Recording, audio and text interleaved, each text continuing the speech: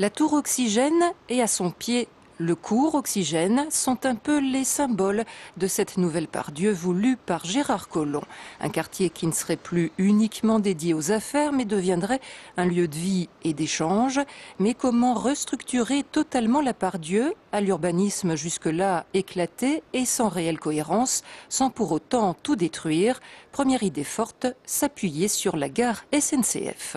Aller à la gare Part-Dieu, c'est un peu s'engouffrer dans un petit trou, passer entre les sandwicheries, trouver son train aux heures de pointe, c'est un peu l'enfer. Pour nous, un des gros enjeux, c'était que la gare, tout d'un coup, s'ouvre très largement à la ville et éventuellement disparaisse dans la ville. La première idée, c'est d'abord d'allonger la gare, si je puis dire, de manière à ce que tout le monde ne vienne pas par la place centrale, mais qu'on puisse venir soit du côté du cours Lafayette, soit par la rue Pompidou sur le sud.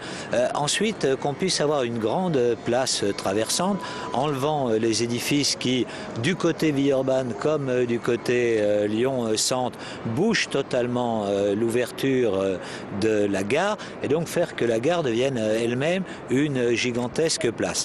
Autre idée, ouvrir un peu plus sur la ville, le centre commercial, aux allures jusque-là de grandes boîtes fermées, tout comme la bibliothèque. Enfin, dernier enjeu majeur, dessiner un skyline à la lyonnaise avec la construction de nouvelles tours, mais pas n'importe comment. Plutôt que de dire, bah tiens, là j'ai un client et je fais tel type de tour, de regarder un petit peu avant quel est le dessin qui se fait dans le ciel de Lyon et donc comment tout cela devient harmonieux.